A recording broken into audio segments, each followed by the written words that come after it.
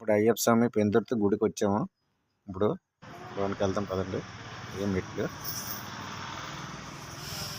చూడడానికి అయితే మాత్రం చాలా బాగుంది. ఎవరైనా సరే వచ్చి చూడొచ్చు. చాలా చాలా బాగుంది గుడి అయితే మాత్రం. పైకి వెళ్దాం. ఇది పూర్తిగా పైకి ఎక్కుతున్నాము. చాలా బాగుంది. అది చాలా వరకు ఈ మ్యారేజ్కి సంబంధించిన ఈ షూట్స్ ఒకటి తీస్తూ ఉంటారు అక్కడ ఎక్కువ. చాలా బాగుంది. సాంగ్ అయితే బాగుంటాయి. ఈ లొకేషన్ చాలా వరకు చాలా బాగుంది.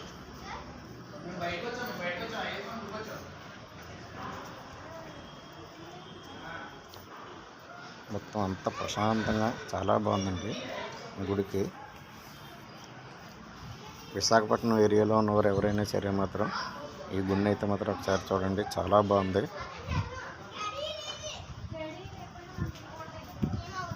చాలా బాగుంది. మా పిల్లలంతా ఆడుకుంటున్నారు కదా.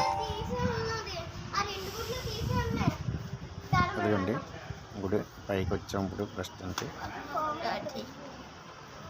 ఇక మా పిల్లలు అక్కడ డోరీ వేసారు. అయినా సరే వెళ్ళి చూడడానికి ట్రై చేస్తుండ్రు. అంటే మాత్రం చాలా బాగుంది. ఇదిగండి లాంగ్ లుక్ చాలా వరకు బాగుంది. లాంగ్ లుక్లోనే అక్కడ చేస్తే అదిగండి రోడ్డు కూడా దగ్గరగానే ఉంటుంది. రోడ్డు కానుకొని ఉంది. ఇది ఇబ్బంది అవసరం లేదు. పెందుర్తి నుంచి కాస్త ముందుకు ఈ గుడి కనిపిస్తుంది. పై గోపురం మీద వినాయకుని విలువనికి వస్తే అయ్యప్ప స్వామి గర్భగుడికి రాముడిగా ఇలా అయ్యప్ప స్వామికి సంబంధించిన మొత్తం ఫోటోలన్నీ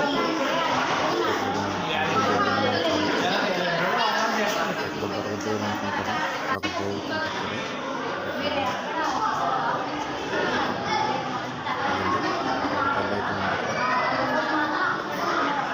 తర్వాత అయ్యప్ప స్వామికి సంబంధించిన ఉన్నది. కాస్త పైకి వెళ్తాం చూడండి. ఇంకొక ఫ్లోరు చాలా బాగుంది. ఆయన అయితే మాత్రం సూపర్ వండర్ఫుల్గా ఉంది. చాలా ప్రశాంతంగా ఉంది. ఇక్కడ వినాయకుడు సరస్వతి దేవి అనుకుంటున్నాను. చాలా బాగుంది. లుక్ కానీ సైనింగ్ కానీ అంతా చాలా బాగుంది. కూల్గా ఉంది. ప్రశాంతంగా నాకైతే చాలా బాగా నచ్చింది. ఆ కలర్కి కిందన టైల్స్ బాగా చాలా బాగుంది. ముక్కుల్లో ఆడుతుండ్రు.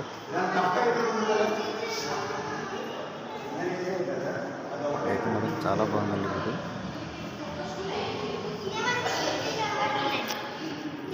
చూడడానికి అయితే మాత్రం బ్రహ్మాండంగా ఉంది. ఎవరైనా సరే దగ్గరలో ఉన్నవాళ్ళు వచ్చి ఒకసారి చూడండి. చాలా బాగుంది.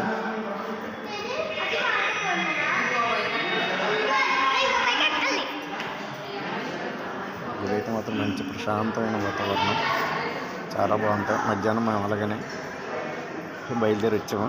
ఇక్కడ నుంచి కాస్త ఇంకా దేవుని దగ్గర అప్పుడు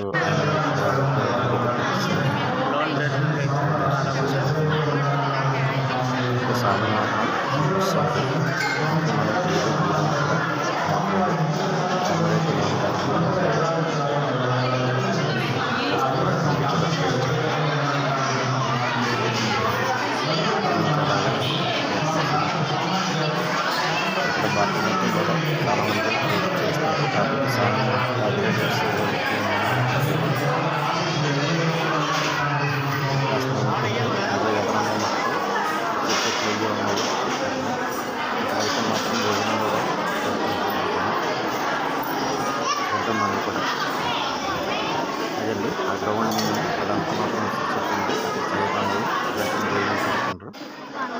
మనం కూడా తీసుకొని తిన్నాము. ప్రసాదం కూడా చాలా బాగుంది. ప్రసాదం కూడా తెచ్చుకున్నాం. ఇది కూడా ఇల్లుగా ఉంటే మాత్రం కంపల్సరీ బిర్యానీ ఇల్లుగా ట్రై చేయండి. అయితే మాత్రం చాలా బాగుంటుంది. భోజనం కూడా ఉంటుంది. స్వామి